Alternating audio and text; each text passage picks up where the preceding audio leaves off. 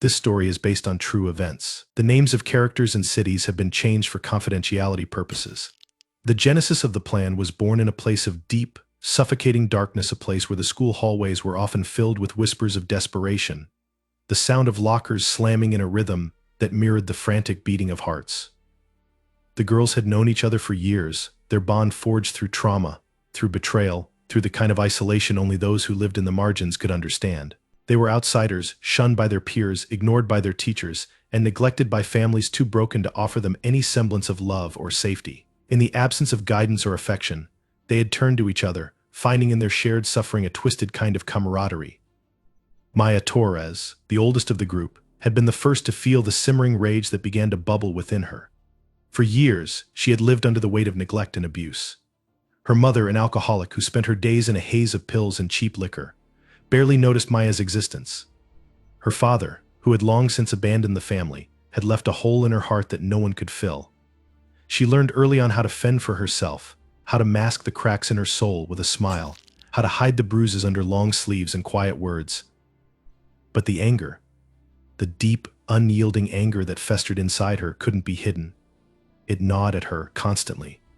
Maya was smart enough to know that the world around her was broken, that people were out for themselves, but she also knew one thing: she would never let herself be powerless again. It started with a journal, a leather-bound book that Maya would carry with her everywhere. In it, she scribbled her thoughts, her dreams, and most importantly, her plans. At first, they were small ways to get back at the people who had wronged her, petty acts of vengeance that gave her a sense of control. But then, the ideas began to grow darker. What if she could make them all feel what she felt? What if she could make them understand the hopelessness of living in a world where the system was rigged, where no one cared about the broken ones? Maya began to draw up blueprints in the margins of her journal. The school, the students, the teachers. They were all part of the same web, a web that she could manipulate, break, and ultimately destroy. Maya never acted on these thoughts immediately. She bided her time, watching, learning. It wasn't until she met Jade Marshall that things began to take shape. Jade was different. She wasn't like the other girls at school, who fawned over boys or obsessed over their appearance. Jade was cold, calculated. Her beauty was there, but it was a weapon, a tool she used to her advantage. Her father, a high-ranking officer in the Chicago Police Department, had given her access to a world of power and influence that Maya envied. Jade's life wasn't perfect. Her family was broken in ways that were even darker than Maya's is. But Jade had something that Maya wanted: control. Jade had the ability to get what she wanted, to manipulate people like puppets on strings. She was the kind of person who could see a problem and immediately find a way to solve it, no matter the cost. It was Jade who first proposed the idea of the school massacre. She had been watching the same students Maya had, the ones who paraded around, pretending to be better than the rest. Jade had been silently observing the hierarchy of the school, noting the faces of the popular ones, the jocks, the teachers who turned a blind eye. She knew the system inside and out, and like Maya, she wanted to break it. But Jade didn't want just to hurt them. She wanted to break them, to make them realize that no one was safe, that anyone could be touched by the darkness they had ignored for so long. When she first presented the idea to Maya, it was casual, as if she were discussing a shopping list or a weekend outing. But Maya felt the same hunger rising in her chest, a hunger for something far more destructive than she had ever imagined. They didn't tell the others immediately. They didn't need to. Maya and Jade knew that the rest of the girls would come around once they understood the plan. It was just a matter of time. The others were all damaged in their own ways, each with their own reasons for wanting to see the world burn. Lilith Carter, for instance, had always been the wild one. She had been through foster homes her whole life, bouncing from one unstable situation to the next. Lilith had learned to survive on her own, to trust no one but herself. She had a look in her eyes, a cold, soulless look that made people uneasy. Maya knew that Lilith's violent tendencies would be an asset. She could trust Lilith to not hesitate when the moment came. Tessa Graham was different. Tessa didn't speak much, but there was something about her that drew people in. She had a quiet intensity, a calm that was almost unnerving. But beneath that calm was a person who had been pushed to the edge, a person who had seen too much of the world's cruelty to believe in anything good anymore. Tessa had been bullied for years, always the outcast, always the one who was ignored. Her pain was silent. But it was there, festering inside her. Maya knew that Tessa would be the most difficult to convince, but once she understood the weight of the plan, Once she felt the release that would come with it, Maya was certain that Tessa would become as eager as the rest of them. Raven Edwards, on the other hand, was the wild card. Raven was quiet, hidden behind a wall of technology. She was the one who made the school security systems her playground, hacking into the network with the ease of someone who had been born with a chip in her brain. Raven's home life had been almost as bad as Maya's, but Raven had always been the one to disappear into the digital world when things got too overwhelming. But she wasn't like the others. She had a coldness, a detachment, that made her perfect for covering their tracks. Raven didn't care about the world the way the others did. She cared about control, about making things disappear, about erasing all evidence of their actions. Maya knew that Raven's talents would be invaluable when the time came to hide what they had done. The plan took shape slowly, methodically. Maya, Jade, and the others would spend weeks ensuring everything was in place. They would wait for the perfect moment of time when the school would be most vulnerable, when the students would be at their most trusting. A school event would be the perfect cover. They would lock the doors, trap the students inside, and make them pay for their complacency, for their indifference to the lives of the broken, the forgotten, the ones who had been discarded.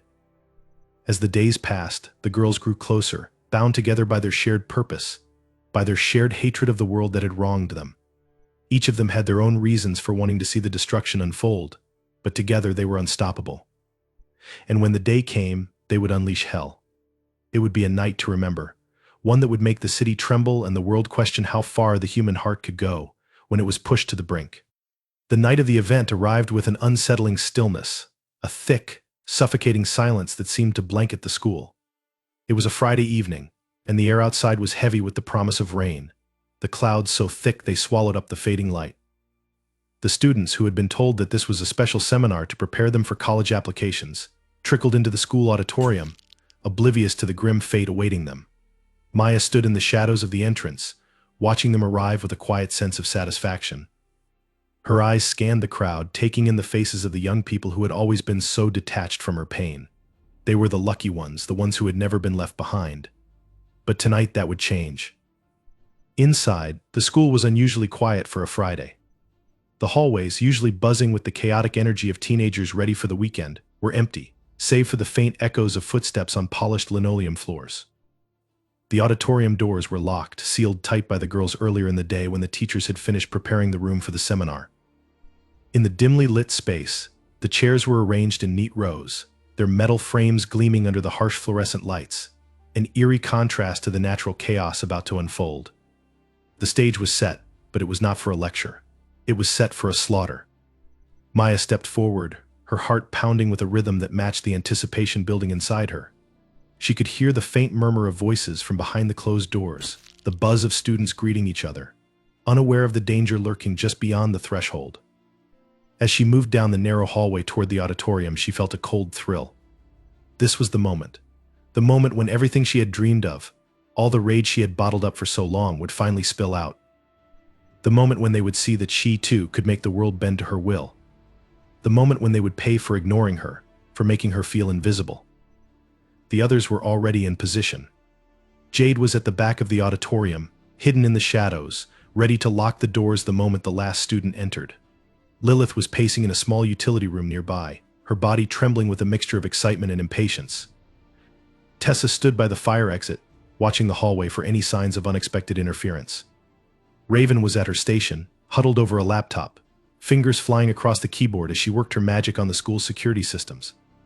She was calm, her face bathed in the soft glow of the screen, her hands steady as she disabled cameras, rerouted phone signals, and ensured that their presence would be erased the moment the chaos began. Maya's gaze flicked toward the door as the first student appeared. She had no real friends in this school, but she recognized their faces well enough, the popular ones, the ones who had no idea what it was like to be invisible. There was Josh, the star football player, laughing with his buddies, his wide grin showcasing teeth that had always been admired by his peers. There was Jennifer, the girl everyone admired for her beauty, her perfect hair, her flawless skin, as if she were born to stand out. Maya watched them all with a quiet intensity, her fingers twitching, as if she were already touching the knives, the ropes, the tools they would use to break these perfect, clean bodies down into nothing more than memories. When the last student entered, Raven activated the lockdown. The sound of the doors sealing shut was muffled, but it was unmistakable. The students, still unaware, barely registered the change. The fluorescent lights flickered once, twice, as if the building itself was holding its breath. The quiet hum of the overhead speakers suddenly cut off, and the room was plunged into an eerie, almost unnatural silence. In that moment, everything was still, as if time itself had frozen. The students exchanged confused glances, some murmuring, others glancing at their phones, only to find that the signal was dead. Maya was already moving. She stepped into the auditorium, her presence like a shadow creeping across the floor, and the students turned toward her, their confusion turning to curiosity. She gave them a smile, calm, confident, serene. It was the smile of someone who had already won. It was the smile of someone who had already taken control of everything that was happening. "Welcome to your seminar," Maya said, her voice smooth, measured. The words were so innocuous, so normal, that no one thought twice about them. They had no reason to suspect that they were already trapped. They had no idea that the night would end with their lives. Jade slid out from her hiding spot, locking the last of the doors behind her with a soft click that was barely audible over the shuffle of feet. The students didn't even flinch at the sound. They still thought this was a regular event, still believed they were there to hear some motivational speaker drone on about college applications. They were wrong. Lilith's laugh rang out from the back of the room, high-pitched and manic, a sound that sliced through the air like a blade. Some of the students flinched, confused, unsure of what was happening. Others laughed nervously, thinking it was some kind of joke. But Lilith's laughter had an edge to it, a sickening undertone that made their skin crawl. She was pacing now back and forth, her movements erratic, like a lion stalking its prey. She was ready. Her eyes burned with the kind of fire that came only from deep within, the fire of someone who had been pushed to the brink and had finally broken free. Tessa stood still, her face expressionless as she watched the students. She was the calm one, the one who didn't need to say anything. Her mere presence was enough to send a chill down the spine of anyone who noticed her. She knew what was coming, and she was prepared to let it unfold without hesitation. Raven, ever the mastermind, was already working behind the scenes. The security cameras were wiped from existence, the building's alarms silenced, and the students' phones were now little more than useless slabs of metal. She sat in the shadows, her fingers moving with precision, ensuring that no one would be able to trace their steps. It was a perfect system, flawless in its execution. Maya gave the signal. And then, chaos erupted. It wasn't a sudden frenzy, but rather a slow, deliberate unraveling. Maya moved first, grabbing one of the closest students, a boy named Ryan, and slamming him to the floor with a speed and force that surprised even him. The sound of his body hitting the ground echoed through the room. And then there was silence, momentary, like the calm before a storm. The students froze, eyes wide with confusion and terror, unable to process what was happening. Maya didn't give them time to think. She was already on top of him, her hands steady as she wrapped the rope around his neck. Jade was quick to follow, her cold, methodical movements like a dancer on a stage. She grabbed another student, a girl named Sarah, and dragged her into the aisle, where her fate would soon be sealed. Tessa followed suit, her movements silent but deadly, cutting off any chance of escape. The room filled with screams, brief, sharp cries that were quickly silenced as the girls moved with deadly precision. The students tried to run, but it was already too late. The exits were locked, the doors barred. The walls, the ceiling, the floor, everything in this place became their prison. Panic spread like wildfire, but it was a panic they couldn't escape. They were trapped in a nightmare, and no one was coming to help them. Lilith was in her element now, her eyes gleaming as she threw herself into the chaos, reveling in the destruction. She slammed her fists into faces, crushing bones with a ferocity that only she could muster. There was no rhyme or reason to her actions, no method in her madness. She was the storm, the destruction incarnate, and she would tear through them all. Maya watched it all with cold detachment, a twisted sense of satisfaction building in her chest. This was what she had been waiting for. This was the moment when she could finally break them, when she could finally make them feel what she had felt all these years. The screams were music to her ears. The blood staining the floor beneath her was proof that she had taken control. Outside, the storm began to roar, but it was nothing compared to the storm inside the auditorium. And as the night wore on, the girls worked in silence, moving like shadows, their hands stained with the blood of those who had never once thought to look at them, to care for them, to notice their pain. The first strike came as quietly as a shadow, a movement so subtle that no one could have anticipated the horror that was about to unfold. The students, still blissfully ignorant of their fate, were gathered in the auditorium, most of them fiddling with their phones, chatting in hushed tones, or searching for the nearest exit in the hopes that the event would end soon. They had no idea that they were already caught in a snare, a trap that would spring with terrifying finality. Maya stood at the front of the room, surveying the crowd with a cold detachment. She watched as their faces shifted from anticipation to confusion, their expressions changing slowly as the door clicked shut and the last student walked in, sealing their fate. The noise of the crowd faded into a muffled hum as she steadied her breath, heart thudding in her chest with a sickening thrill that was impossible to ignore. The moment was almost upon them, the moment when everything would come to life, when the quiet madness she had nurtured in the depths of her mind would transform into something visceral, something real. She motioned to Jade with a slight tilt of her head, a single gesture that was enough to signal the start of their plan. Jade's eyes glinted with purpose. The corners of her lips curled into a thin, calculating smile. She had always been the one to stay in the background, to wait for the right moment to strike. And now that moment had arrived. Her hand slid into the pocket of her jacket, fingers curling around the cold metal of the knife hidden there, its weight reassuring in her grasp. The sound of a door locking echoed through the hall, a sharp, final sound that shattered the calm and marked the beginning of the end. The students didn't even register the noise. They were too busy laughing, too preoccupied with their trivial lives to notice that the walls around them had just become a tomb. But Maya noticed. She felt the world shift around her, the atmosphere growing thick, charged with an electric hum that seemed to fill the space between every heartbeat. And then, in one swift, decisive motion, the first strike was made. It wasn't loud. It wasn't brash. It was a silent, calculated act carried out with precision. A student, Ryan, the boy Maya had been watching for weeks, sat near the back, still talking to his friends, oblivious to the silent tension building in the room. He was one of those whose existence seemed to shine so brightly in the eyes of others. A golden boy. Handsome. Athletic. Popular. Loved by teachers, adored by classmates. Everything that Maya had never been, everything she could never be. In the blink of an eye, she was beside him, her body a fluid extension of the dark thoughts that had been swirling in her mind for years. Ryan never saw her coming. The first strike was quick, brutal. Maya's hand flew to his throat, fingers closing around it with terrifying strength. The grip was like a vice, a suffocating force that stole the air from his lungs in an instant. His eyes widened in shock, his hands clawing at her wrist in a futile attempt to break free. There was no sound. Not at first. Just the soft, strained breaths that passed between them as his body began to thrash. But then there was a scream, a shrill, desperate cry from one of Ryan's friends who had witnessed the attack. That was the moment when everything erupted. The sound of panic filled the room, followed by a sudden surge of bodies moving in every direction, some of the students pushing forward toward the exits, others scattering toward the aisles, trying to get as far away from the center of the chaos as possible. But there was nowhere to run. The doors were locked. The windows were sealed. Jade was the next to move, her knife flashing in the dim light as she cut through the nearest student, a girl named Sarah, who had been sitting innocently near the front of the room. Sarah's expression was one of shock, one of disbelief, as Jade's blade sliced across her throat with swift, deadly precision. Blood sprayed out in a crimson arc, splattering the front row of seats, drenching the floor beneath them.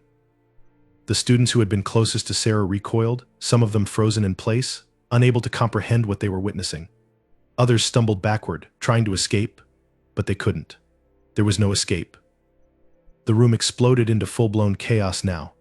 Students screamed, the noise deafening, the panic palpable. The sound of footsteps on the hard floor mingled with cries of terror, and the tension in the air seemed to snap, as though the building itself had been torn in two by the force of their collective fear. Maya stood back for a moment, watching the madness unfold before her. It was beautiful. In a way, everything that had once been calm was now shattered, replaced by a whirlwind of destruction. She could hear the frantic footsteps as students scrambled for an exit, their faces contorted in terror. She could feel the energy of the room shift, could taste the fear thick in the air, and then came the second strike. Lilith was everywhere at once, moving like a predator, her eyes wild and unblinking. She grabbed a boy named James, one of Ryan's friends, and yanked him toward her with such force that his body collided with the floor with a sickening thud. Without hesitation, Lilith began to strike him with everything she had, her fists raining down on his face in a fury that only grew more frenzied with each punch. There was no thought behind it, no logic. Just rage pure, unfiltered rage, and the sheer joy of watching the life leave his body. His blood mixed with the sweat on Lilith's brow, her wild hair matted against her face as she continued to batter him with unrelenting force. The students who had been closest to Lilith now saw what was happening and screamed, their eyes wide with horror. A few tried to fight back. One of the girls attempted to rush past her to the exit, but Tessa intercepted her, her hand locking onto the girl's arm in a vice-like grip. The girl struggled, but Tessa was stronger, more methodical. She slammed her into the nearest wall with an almost casual force, a movement that sent the girl crashing to the ground. Tessa's eyes were cold as she looked down at her, her breath steady and controlled, and in one smooth motion, she raised a sharp object, a shard of glass, perhaps, and brought it down in a perfect arc. The girl's screams were brief, quickly silenced as Tessa's strike found its mark. The chaos was reaching its peak now. The room was full of the sound of panicked footsteps, desperate cries, and the sickening thud of bodies hitting the ground. It wasn't just the violence that held the students captive, it was the realization that they were powerless, that no one was coming to help them. The doors were locked. The windows were sealed. They were trapped in this nightmare, surrounded by a group of people who had no remorse, no hesitation, only the cold, calculated intent to end everything. Raven, perched at the back, watched it all unfold with a detached, almost clinical gaze. She had done her part. The cameras were down, the alarms were disabled. No one could see them. No one could trace what was happening here. The chaos was unfolding just as they had planned, and Raven felt a sick satisfaction as she monitored the building's systems, ensuring that the walls of their prison remained impenetrable. This was her moment too. She wasn't just a bystander, she was the architect of this destruction. The first strike had been swift, brutal, and precise, but it was only the beginning. The air in the room was thick with the smell of blood now, and the cries of the students had become more muted, more desperate. They were being picked off, one by one, each strike another brutal reminder that there was no escape, no hope.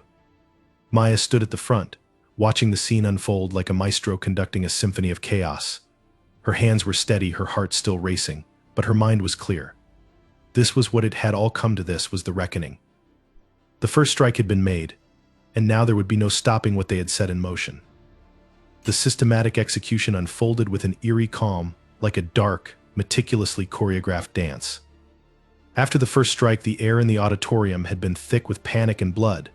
But now, as the chaos reached its boiling point, the girls settled into their roles with a precision that was almost surgical. There was no frantic rushing, no hesitation, just a chilling sense of purpose, a quiet, ruthless determination to bring their plan to its grim conclusion. It was a mechanical process now, one that played out like clockwork, each movement timed perfectly, each strike delivered with exacting force. Maya stood back for a moment, her eyes scanning the scene with cold satisfaction. The room had descended into madness, students scattering in every direction, their frantic screams echoing off the walls. Some tried to break through the locked doors, hammering against them with their fists and feet, but it was all in vain. Jade had ensured the doors were sealed tight, and there was no way out. There was nowhere for them to run. They were trapped. The thought brought a twisted sense of glee to Maya's chest. This was at the culmination of everything she had planned, the point of no return. She signaled to Jade, who immediately moved into action, her hands steady as she methodically picked off the nearest victims. The girl closest to the aisle, Lily, a freshman who had been so naive, so full of life, was the next to fall. Jade's fingers closed around the girl's throat in an instant, her grip tightening as she dragged her away from the other students who were too consumed with fear to notice what was happening. Lily struggled for only a moment, but her efforts were futile. Jade was stronger, more determined. The girl's face contorted in horror as she realized her life was slipping away, but there was no escape, no mercy. The blood flowed quickly, painting the floor beneath them, a vivid scarlet pool spreading across the rows of empty chairs. The air grew thick with the metallic scent of it, mingling with the stench of sweat and fear. A few students dared to glance back, their eyes wide with disbelief, but there was no time for them to react. The execution had begun, and it would be carried out until the last breath had been taken. Tessa moved through the room with her characteristic precision, the calm in her steps betraying the horror unfolding around her.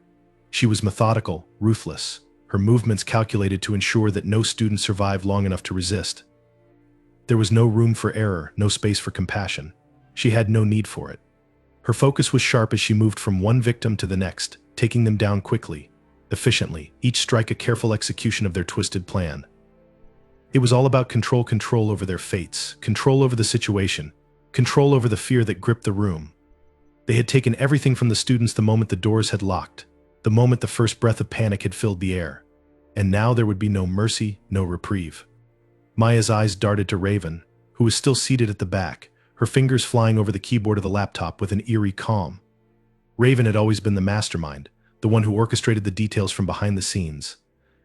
Her job was to make sure there were no distractions, no interference.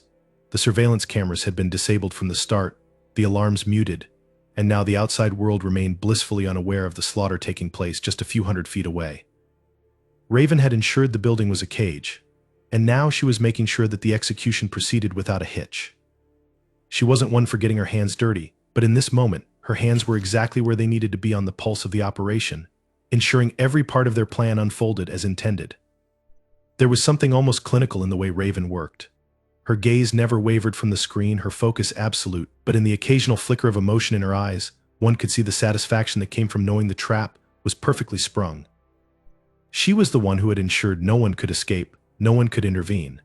She was the puppeteer and all the others were the puppets, moving according to her design.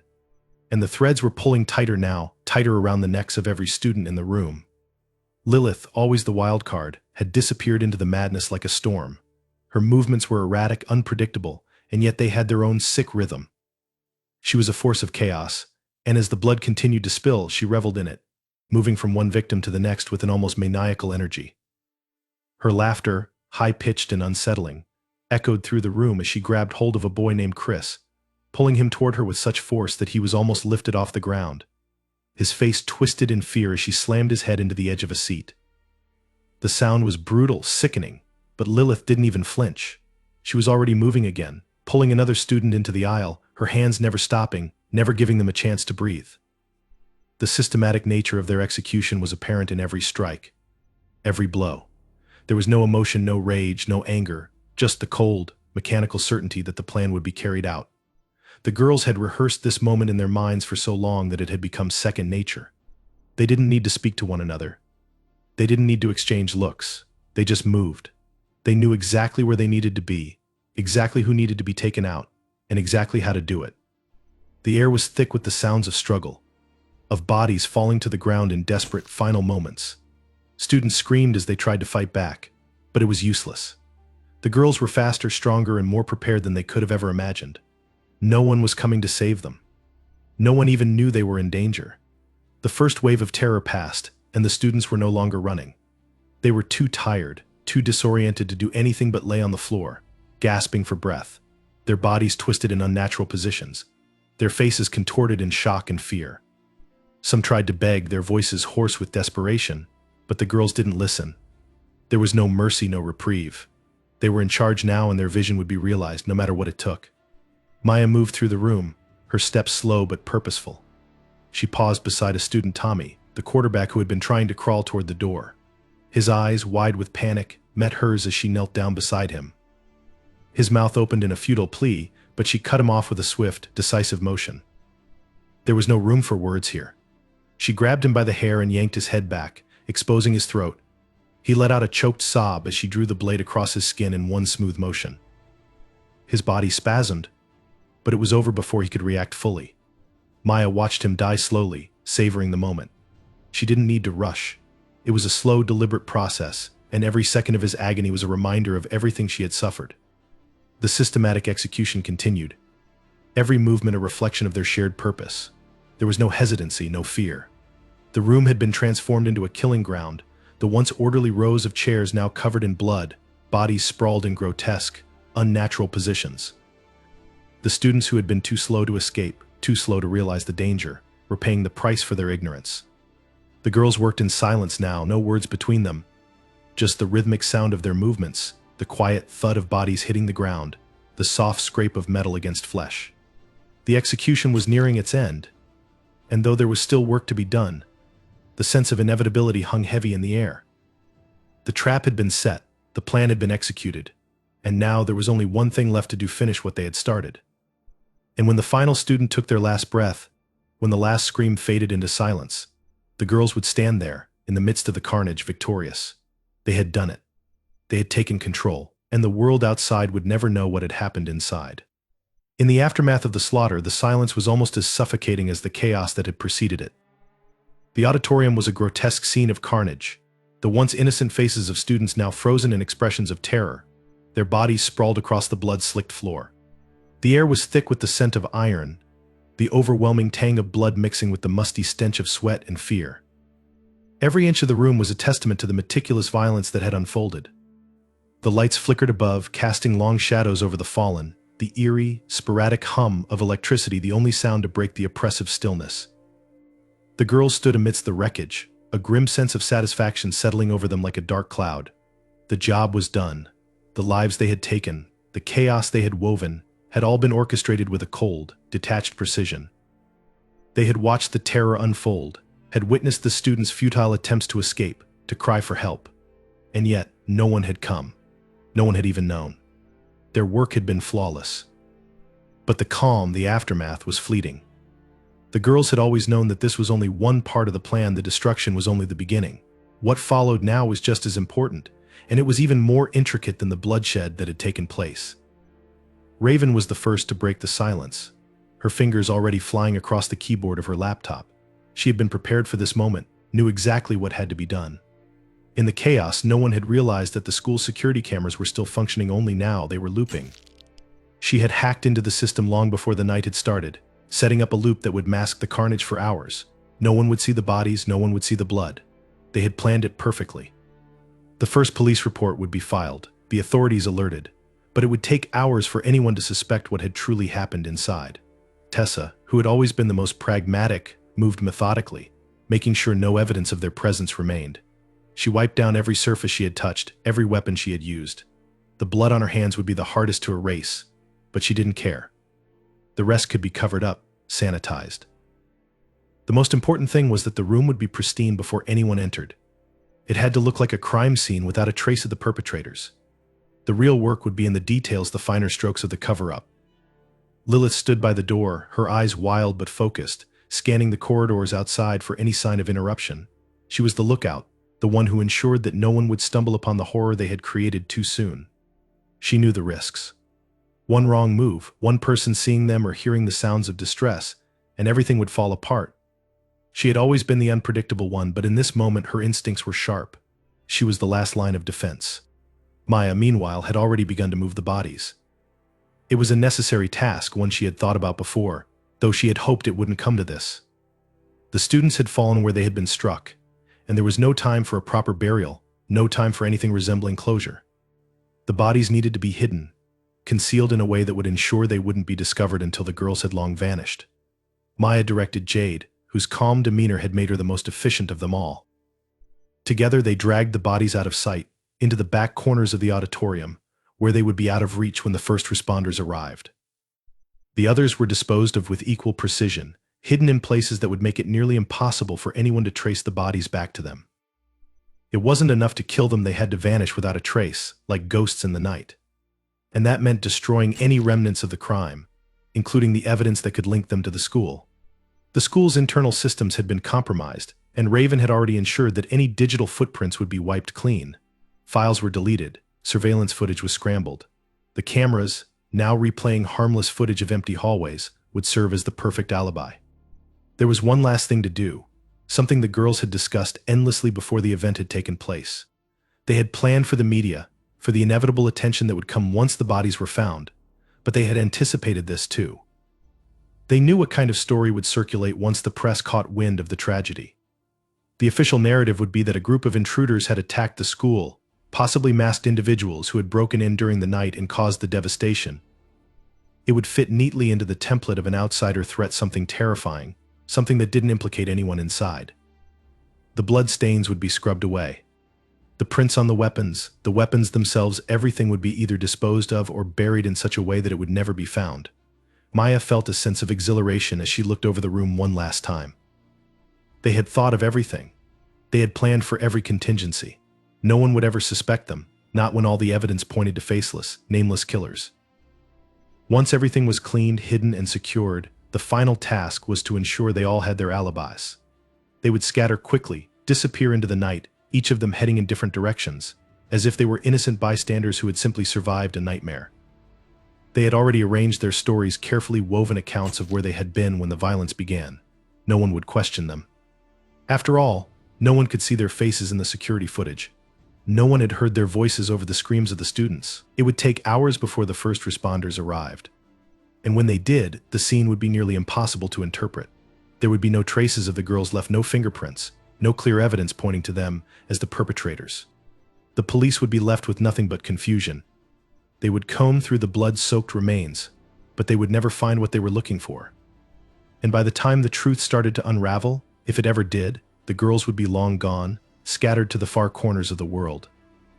The only thing left would be the unanswered questions, the haunted faces of the parents and friends who would never know the true nature of the crime, the true horror that had unfolded in the heart of that school. By then, Maya knew it would be too late.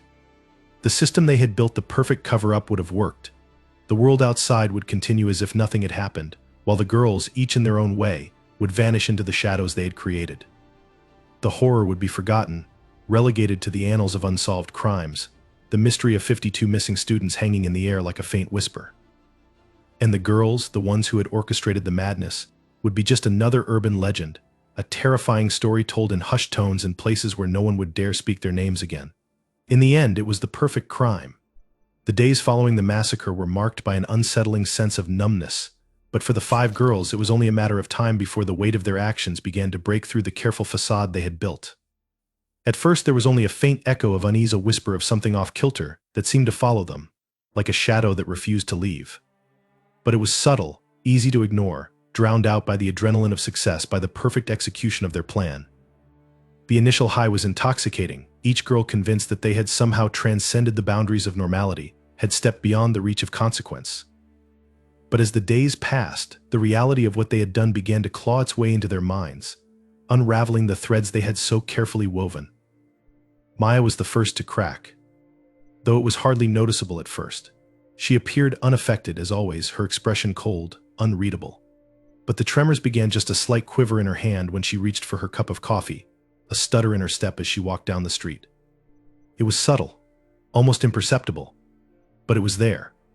She found herself staring at the smallest of details in her surroundings, the way the sun reflected off a puddle of water, the glint of metal in the window of a passing car, and for a fleeting moment, she would see the bodies. Their faces frozen in terror, their blood painting the floor. It was never a clear image, just flashes of horror that haunted her mind in the quiet moments.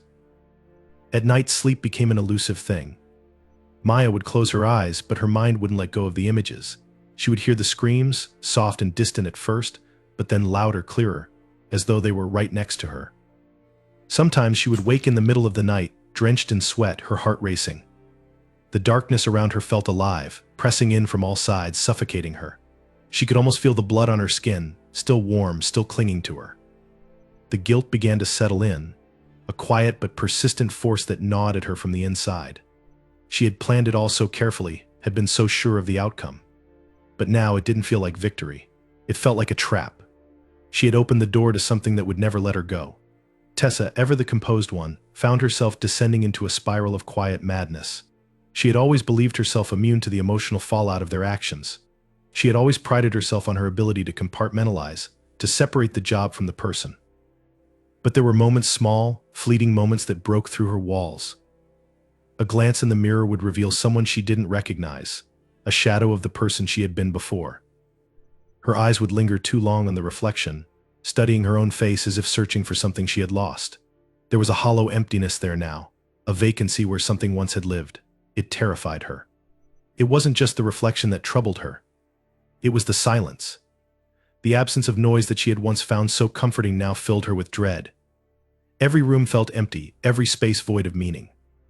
She would stare at the blank walls in her apartment, her mind drifting, imagining the faces of the students, those last, desperate looks before their lives were extinguished.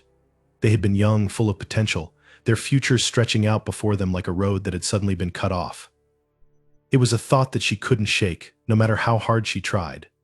They had taken something from her, something she couldn't name, something she had lost in the process, and it was beginning to consume her. Jade, whose precision had been key in executing the plan, became withdrawn.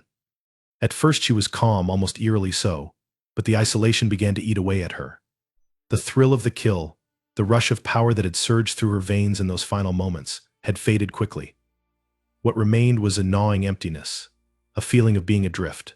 She found herself pacing in her apartment late at night, running her hands through her hair, unable to sit still. The stillness of the world around her felt wrong, alien. She longed for the adrenaline, the pulse of action, but that was gone now. The feeling of control she had held over the situation, over everything and everyone in the room, had slipped away. Her hands trembled at odd moments, her pulse racing for no reason at all. There were times when she could almost hear the cries of the students, their voices echoing in her head like a broken record. Sometimes she would close her eyes and see their faces twisted in agony, their hands reaching out in a silent plea for help. She would flinch, as though someone had physically touched her, but when she opened her eyes, they were gone. The silence returned, but it was never peaceful, never calming. It was suffocating, pressing in from all sides, a constant reminder that there was something broken inside her. Lilith, in her typical erratic manner, seemed oblivious to the changes in herself. On the surface, she was the same loud, brash, unpredictable, but the cracks were there. The moments when the madness would surface, when the bloodlust would rise up in her throat like a wild, uncontrollable thing. She found herself craving the chaos again, seeking out new distractions, new ways to drown out the memory of the massacre. But nothing worked. She would go to parties, drink until she felt numb, surround herself with strangers, but the faces, those terrified, blood-stained faces, never left her mind. They were there in the back of her thoughts, haunting her like ghosts, their eyes always staring, always accusing. And then there was Raven, who had always remained detached, who had orchestrated everything from behind the scenes, far removed from the physical violence. But even she could not escape the consequences of what they had done. Her breakdown was slower, more insidious. It began with the smallest things, moments of hesitation when she tried to focus on a task, a sense of disconnectedness when she spoke to people, as if she were watching herself from a distance. The logical, cold part of her mind that had driven her to make every decision, to ensure every detail was executed flawlessly, was still there, but it was being buried beneath something darker. She would find herself staring at her reflection in the mirror, her face unreadable, her thoughts scattered. She would get flashes of images too vivid, too real, of the blood, of the bodies, and the guilt began to seep in like poison. It was the disconnection that hurt the most. The realization that no matter how hard she tried, no matter how many distractions she found, there was no escaping what they had done. She had once been untouchable, invulnerable. But now, every night, she lay awake in the dark, the weight of the massacre pressing down on her chest. It was as though the very act of orchestrating the violence had opened something inside her, something that couldn't be closed, no matter how tightly she tried to shut it. As the days wore on, the girls began to crack under the strain. They had once been so certain, so focused, but now the guilt had become inescapable. It was no longer a matter of running from the truth. The truth was already inside them, clawing its way out, demanding recognition. The psychological toll of what they had done was unbearable, and each of them would deal with it in their own way. But one thing was certain: the aftermath of the massacre had begun to break them down, piece by piece, until there was nothing left but the raw, jagged remnants of the people they had been. They had taken lives, had orchestrated a nightmare, and now they had to live with it. The darkness was never going to let them go.